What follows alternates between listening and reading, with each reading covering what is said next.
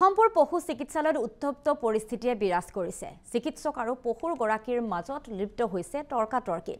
চিকিৎসা প্ৰদানত চিকিৎসকৰ হেমাহিৰ গুৰুতৰ অভিযোগ উত্থাপন কৰিছে পশুৰ গৰাকীয়ে আৰু পশু চিকিৎসকৰ বিৰুদ্ধে ক্ষোভ উজাৰিছে স্থানীয় লোকসকলে। আমি পৰিৱেশ দেখুৱাইছো বৰহমপুৰৰ পশু চিকিৎসালয়তে এনেদৰে উত্তপ্ত পৰিস্থিতিয়ে বিৰাজ কৰা দেখিবলৈ পোৱা গৈছে। চিকিৎসা প্ৰদানত হেমাহিৰ বাবে এনেদৰে পশু চিকিৎসকৰ সৈতে তৰ্কাতৰ্কিত লিপ্ত হৈছে পশুৰ গৰাকীয়ে।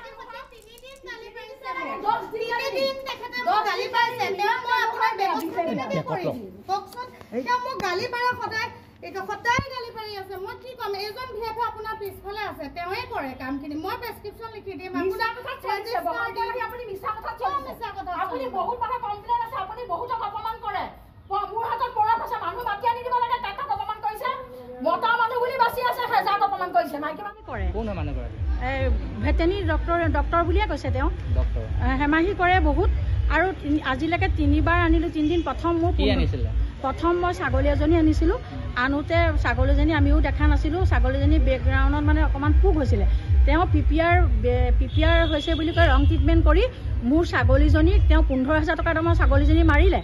তাৰপিছত এবাৰ আহিলো গৰু বেজি দিব লাগিছিলে বুলি ক'লো ভেটেনেৰীত বোলে গৰু বেজি ছাপ্লাই নাই। মই ইতিমধ্যে গম পালো যেন বেজিটো ছাপ্লাই আছে।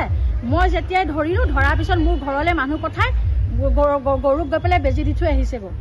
তেওঁ সকলো ক্ষেত্ৰতে মিছা কথা কয় আৰু ইমান চিঞৰি সম্পূৰ্ণ পশু চিকিৎসালয়ত উত্তপ্ত পৰিস্থিতিয়ে বিৰাজ কৰিছে। চিকিৎসক আৰু পশুৰ গৰাকীৰ মাজত লিপ্ত হৈছে তৰ্কাতৰ্কিত। চিকিৎসা প্ৰদানত চিকিৎসকৰ হেমাহিৰ গুৰুতৰ অভিযোগ উত্থাপন কৰিছে পশুৰ গৰাকীয়ে আৰু পশু চিকিৎসকৰ বিৰুদ্ধে ক্ষোভ উজাৰিছে স্থানীয় লোকসকলে। আমি পৰিৱেশ দেখুৱাইছো বৰহমপুৰৰ পশু চিকিৎসালয়তে এনেদৰে উত্তপ্ত পৰিস্থিতিয়ে বিৰাজ কৰা দেখিবলৈ পোৱা গৈছে। চিকিৎসা প্ৰদানত হেমাহিৰ বাবে এনেদৰে পশু চিকিৎসকৰ সৈতে তৰ্কাতৰ্কিত লিপ্ত হৈছে পশুৰ গৰাকীয়ে।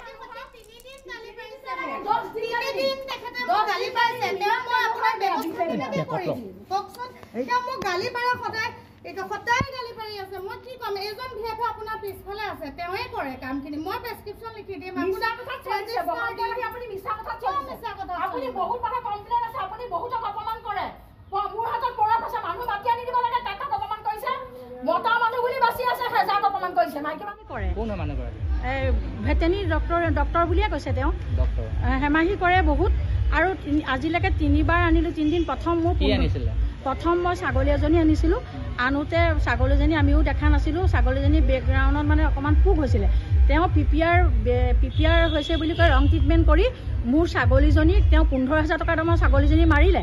তাৰপিছত এবাৰ আহিলো গৰু বেজি দিব লাগিছিলে বুলি ক'লো ভেটেনেৰীত বোলে গৰু বেজি ছাপ্লাই নাই। মই ইতিমধ্যে গম পালো যেন বেজিটো ছাপ্লাই আছে। মই যেতিয়াই ধৰিলো ধৰাৰ পিছত মোৰ ঘৰলৈ মানুহ পঠাই গৰুক গৈ পেলাই বেজি দি থৈ আহিছে। তেওঁ সকলো ক্ষেত্ৰতে মিছা কথা কয় আৰু ইমান চিঞৰি